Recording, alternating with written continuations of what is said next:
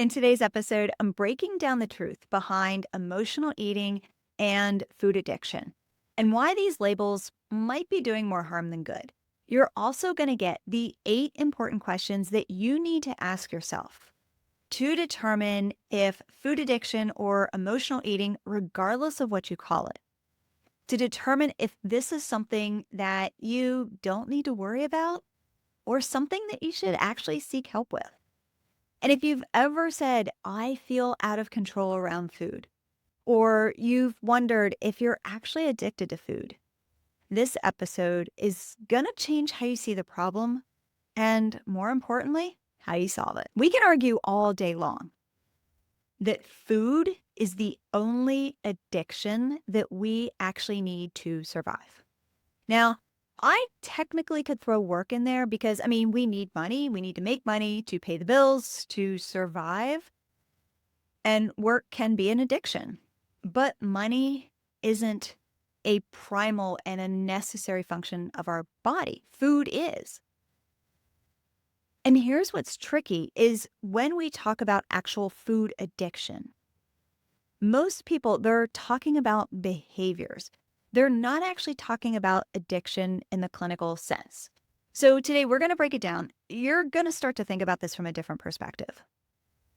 And I'm going to show you why this label of food addiction, it might be leaving you down the wrong path, or why even you try to remove sugar for a week or so, and you feel like you joined some kind of fight club you didn't even sign up for.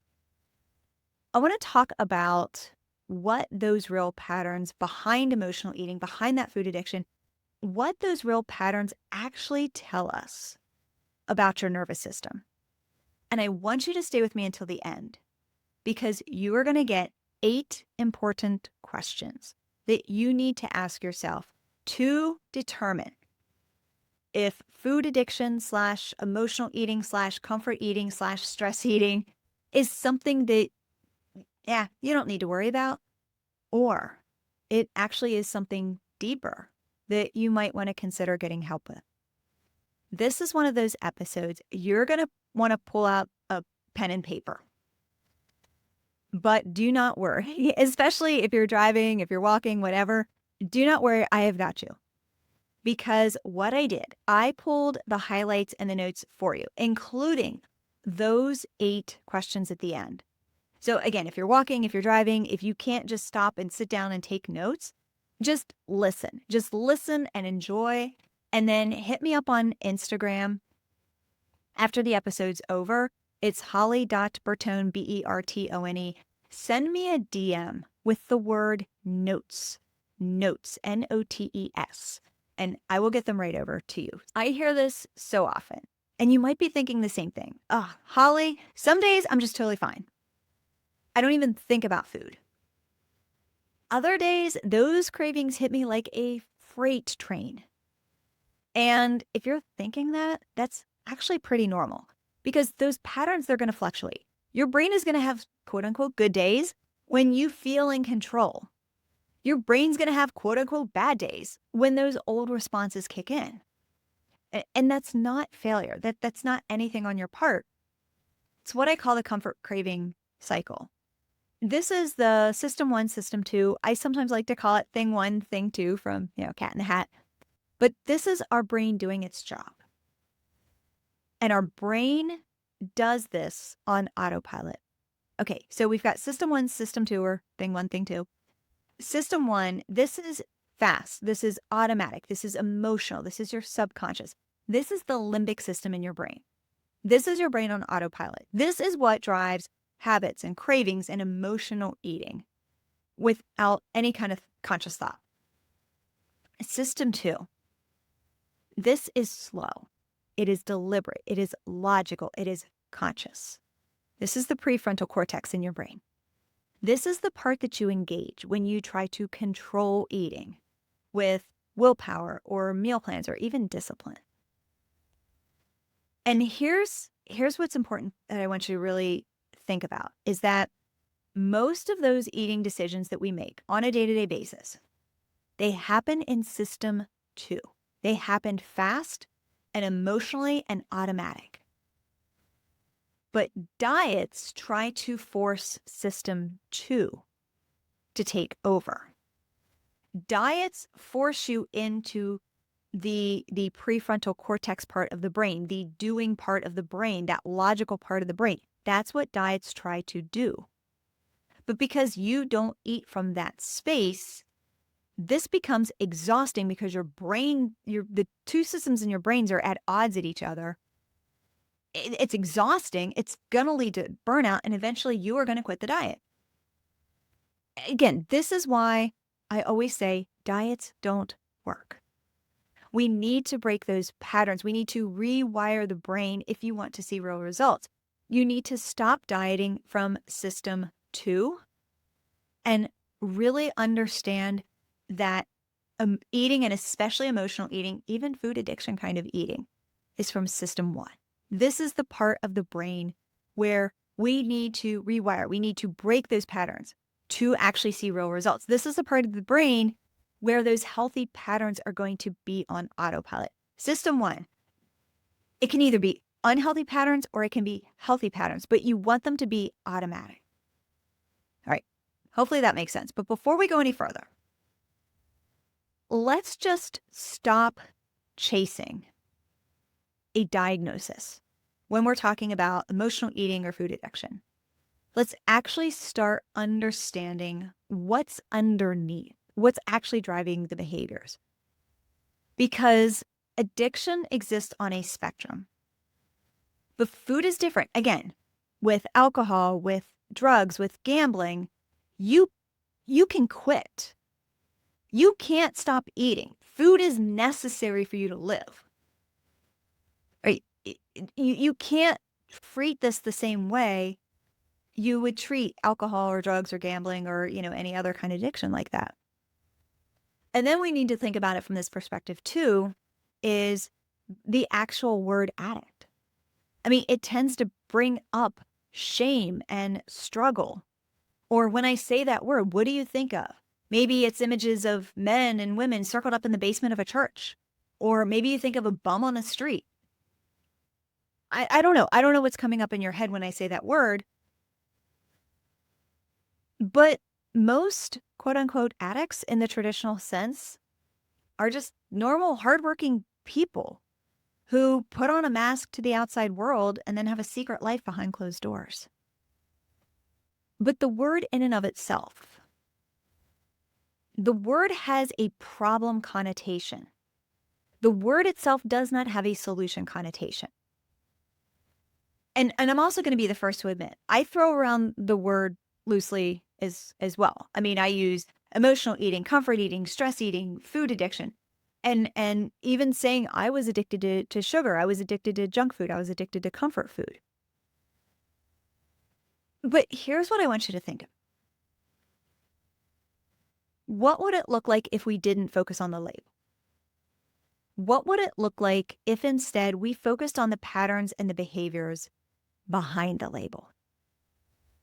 So the bottom line of this is really regardless of what you call it, regardless of where this falls on the spectrum, this constant loop of these emotional eating behaviors, they're being driven by the nervous system, system one, and they are keeping you stuck. So let's look at another misunderstood concept in the food and weight loss space. And that's the word binge.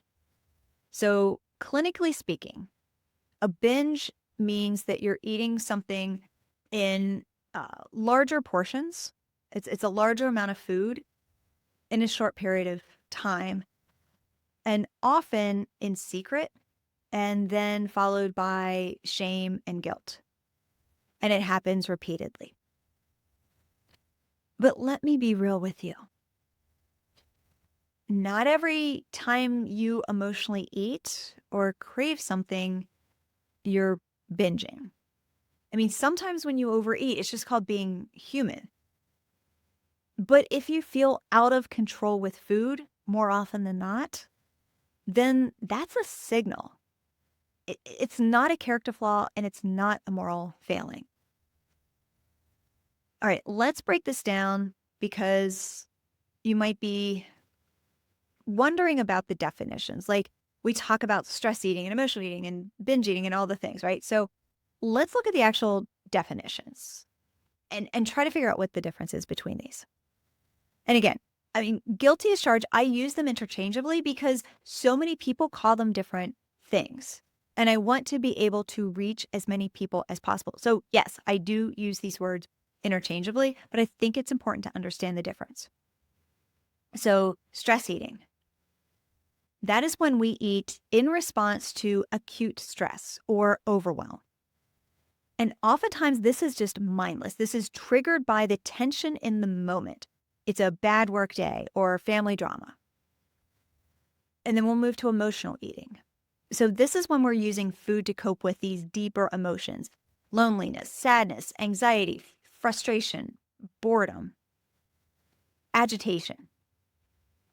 And this can be occasional or it can be habitual. It doesn't matter. It can be acute, it can be systemic. It doesn't matter. When those big emotions come up and you eat, that's emotional eating. All right, next, let's look at cravings. Cravings are your brain's way of seeking a dopamine hit. Sometimes it's physiological. So let's say your blood sugar dips and you get a craving.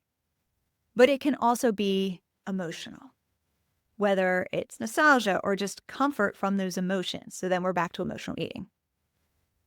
And then binge eating. So, I already talked about binge eating. It's these repeated episodes of consuming large amounts of food in a short time. Again, often done in secret and usually followed by shame and guilt and even physical discomfort. And then we're going to talk about food addiction, what specifically that is. And again, this is another controversial term. I mean, this is a debated term in the industry.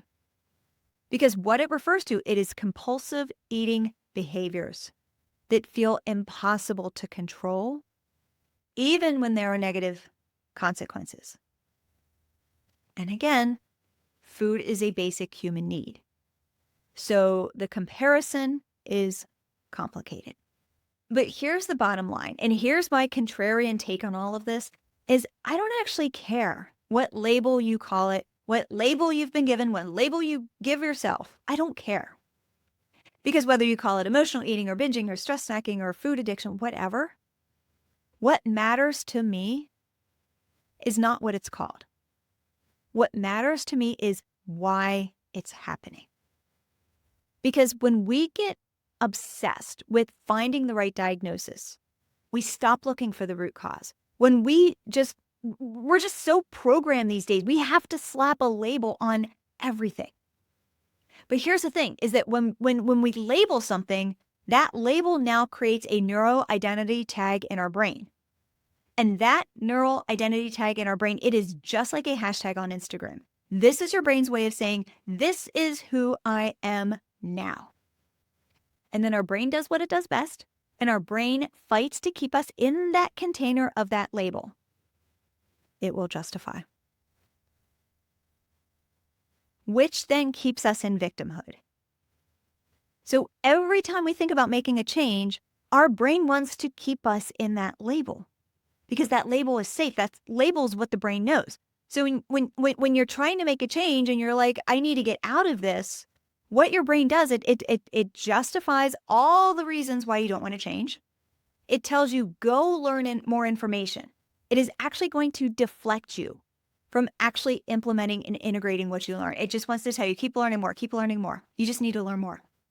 Your brain is going to tell you, why bother? You're just going to fail. Your brain is going to start bringing up fear responses so that you just freeze and you don't do anything. Your brain is going to demand perfection before you even start. And your brain is also going to whisper that story, this story you hear all the time in your head, this is just who I am. And this is what the diet industry and even some therapists and coaches and practitioners get wrong. It's because they just slap a label on it and then they just try to manage the symptoms. But I'm not here to manage your symptoms. I'm here to help you decode those patterns, to rewire your responses, to create real lasting change. That's why inside my signature program, the Break Emotional Eating Accelerator, I don't waste time trying to slap some kind of label on you. I don't care if you call it emotional eating or binge eating disorder or food addiction.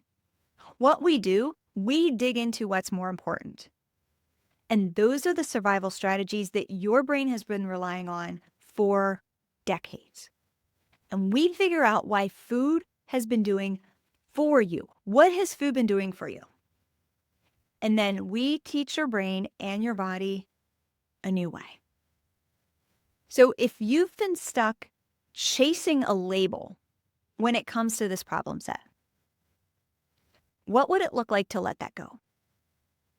Because labels don't create solutions, but understanding your patterns do. Let's have some fun, because this is a heavy topic. Let's have some fun for a second. And by fun, I mean, let's just roast all of the outdated diet advice that you've heard when it comes to this topic. And before I start rattling off my list, I want you to think about the different things that you've heard. Think about all the outdated diet advice that you've heard. And then as I share my list, I want you to nod your head if you've heard this advice, if you tried this advice, and if it didn't work. So I want you to pay attention to which ones are getting your head to nod. You're like, oh yeah, that's me. Oh yeah, that's me. Oh yeah, that's me. Okay, you ready? You ready? Let's roll. Count your calories. Count your points. Count your macros. Stay in a calorie deficit. Make a meal plan. Use your willpower. It's mind over matter. Everything in moderation. Replace the junk food with a healthier snack. Drink a glass of water when you're having a craving. Just distract yourself. Just eat intuitively. Eat slower. Eat on small plates. Don't eat after 7 p.m. Cheat meals are okay as long as you've been good most of the time. And then if you mess up, just start over Monday. And if you're nodding along because you have tried everything on the list and nothing stuck, it's not because you're lazy or weak or undisciplined or anything like that. It's because no one has ever taught you how to work with your brain instead of against it. And let me be perfectly clear. That advice, the ones that I just rattled off, that works about as well as putting a Hello Kitty Band-Aid on a bullet wound. Because every single thing on that list, it is something that you do. And when we're talking about emotional eating, binge eating, food addiction, whatever you want to call it, doing more does not work. If that worked, we wouldn't be here. So what does work? It's uncovering the reason why. Why are you reaching for comfort food in the first place? And it's because your nervous system is trying to regulate itself. Your nervous system does not regulate itself with a calorie deficit. Your nervous system does not regulate itself with a meal plan. Your nervous system does not regulate itself with willpower. Food is not the problem. Food has never been the problem. We all think food is the problem. Food is not the problem. Food is the solution. Food is what your body does. Food is how your body handles discomfort and stress and emotional triggers. And until you actually address that, no meal plan, no calorie counting in the world is going to be able to fix it. So let's jump back to addiction. If you were addicted to something like alcohol or drugs, and you decided to go cold turkey, you would go into withdrawal. The withdrawal symptoms. I mean, it happens, right? Well, here's what happens when you consume a lot of sugar, a lot of processed junk food, and then you take it away for just 7 days and you go cold turkey. Women report having symptoms like anxiety, irritability, agitation, insomnia. But even worse than that, the cravings that they get when they go cold turkey, it literally feels like an angry toddler screaming. Your brain is having a meltdown of epic proportions. And And again, it's not just the withdrawal from sugar. And that's an entirely different topic. That's an entirely different episode. This is also, in addition to the withdrawal from sugar, this is also your fight, flight, freeze, and fawn response. They are going into overdrive because your brain is now perceiving a threat. Your survival system has lost its best coping mechanism. You have these big emotions. You eat to calm the emotions. So now that food is gone, you have these big emotions. Your brain is in survival. Your brain's like, whoa, whoa, whoa, stop, stop, stop. We don't have a coping mechanism. And that's why it feels like this war inside of your head. So if you've ever gone on some kind of sugar detox or Whole30 or keto or one of those things, and you're like, whoa, this is it. I got past the hard part. I've beaten this. But what happens is that you actually find yourself back in the same patterns weeks later or months later. I want you to listen very closely. This is not a willpower issue. Restricting foods, even restricting comfort food, without rewiring the underlying emotional response, it is always going to feel like 2 steps forward and then 3 steps back. Because your brain is doing exactly what it's designed to do. It is always, always, always going to look for safety and familiarity, even when that safety and familiarity is not in your best interest. One of my clients, when she first started working with me, she said to me, I'm scared to face my emotions if I don't have food to comfort me, which makes perfect sense. Exactly what I just talked about. You have these big emotions. The food is the comfort. Now we're taking the comfort food away. And you're like, whoa, I've got these big emotions. I don't know what to do. But the good news is that once you learn to regulate your nervous system in a new way, those cravings lose their power. And you don't have to keep on doing that mental gymnastics in your head about, I need to be good, or I'm bad. I'm good, I'm bad, I'm good, I'm bad, and put morality police on the food. All you need to do is rewire your brain so that making healthier choices just becomes automatic. And I want you to think about it like this. Think about it from this perspective. When you're at the checkout line at the grocery store or at Target or any kind of store, and there are several people in line, what is every single one of them doing? Probably 98% of them. What are they doing? They are staring at their phones. And you're probably thinking, yeah, Holly, guilty here too. We are at a place in society where it is uncomfortable to stand in line for 2 or 3 minutes without jumping on our phone. We have literally lost the muscle to just sit. Just sit. And these aren't even uncomfortable feelings. This isn't even uncomfortable. We're just there for 2 to 3 minutes, just standing in line.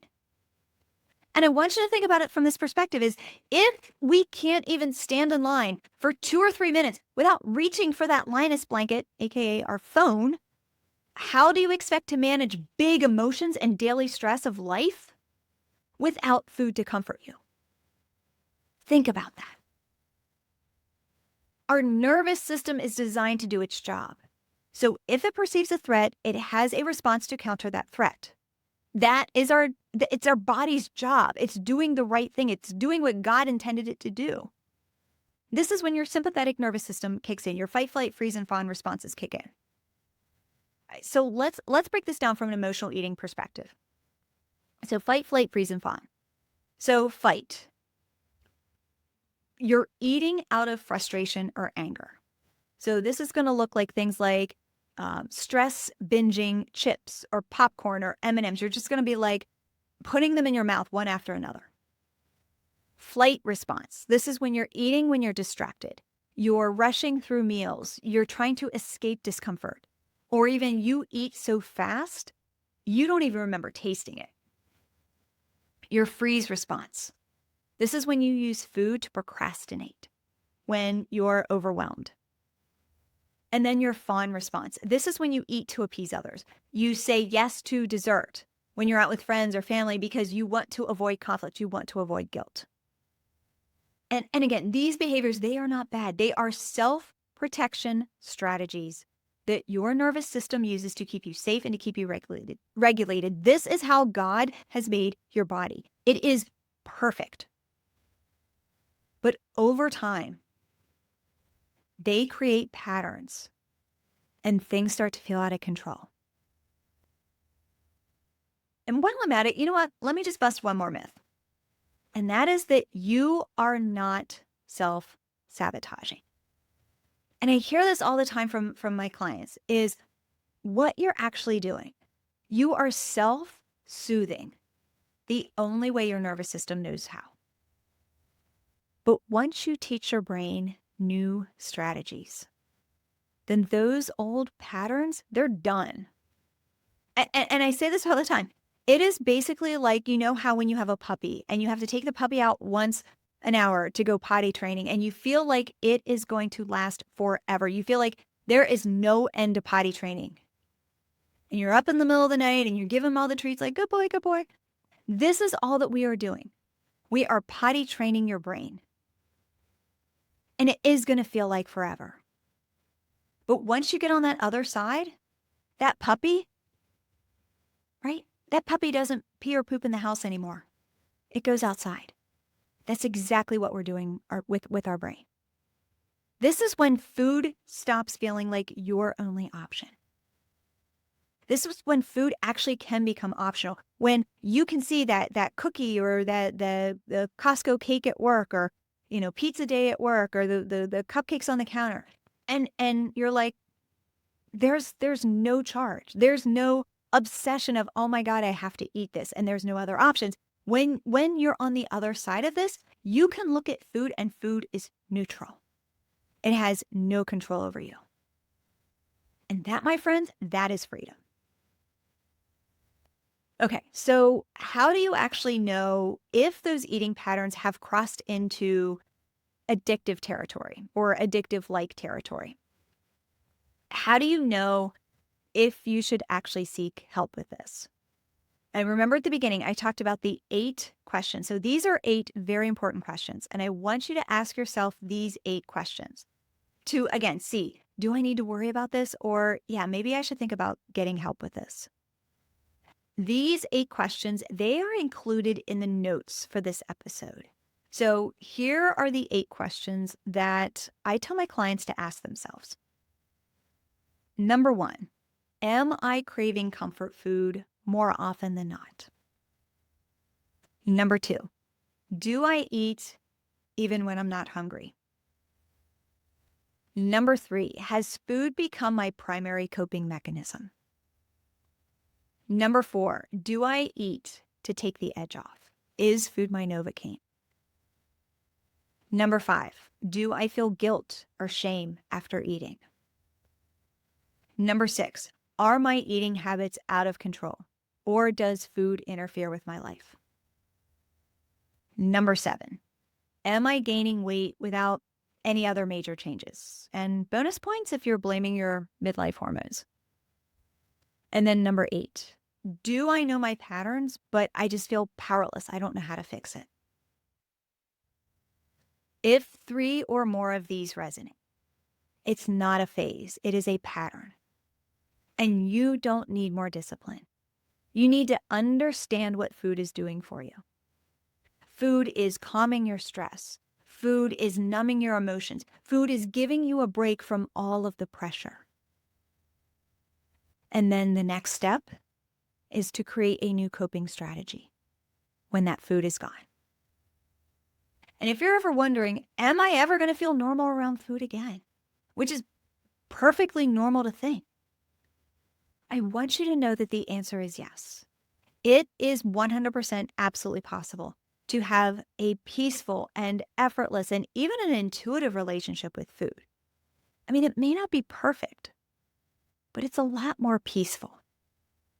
And I want you to imagine what it feels like to not think about food 24/7. Because it's not going to happen with another diet. You can't out-diet this problem, and I can't say that enough.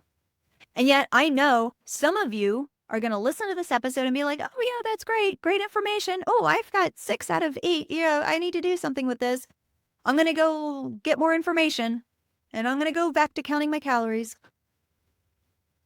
But for those of you who are actually starting to get it, if your head is nodding and things seem a little brighter, like, wow, I am actually starting to see this, I want you to consider joining the Break Emotional Eating Accelerator, because this is what we do inside. This is the transformation that you get to achieve inside of the accelerator. And the best part is that it's not one of those programs that's going to cost thousands of dollars. You get to achieve your transformation for less than the cost of a typical Target run. And here's what I want you to take away from today, is that your eating patterns are there for a reason, and they can change. They can change without shame, without restrictive rules, without another diet. And if you're nodding along, you're like, yeah, Holly, this is me, then come join us inside the Break Emotional Eating Accelerator, because you're going to be in great company. We've got other smart, successful, high-achieving women just like you. And you're going to stop feeling like you're the only one who struggles with this. You're going to learn the exact 3-step strategy that has my students starting to put the fork down automatically in just 10 days. And I'm going to teach you the exact steps to change these patterns for good. There's no rules, no diets. What we're doing, we are giving your nervous system the strategies that it needs so that you can feel safe and calm in your body and in control again. Did we answer your question today? Am I addicted to food? I hope we did. And I hope that you have a new perspective on emotional eating, stress eating, comfort eating, food addiction, whatever you want to call it. I hope you have a new perspective. And I hope that you can realize that you actually can change this for good. So thank you for tuning in, and I'll see you next week.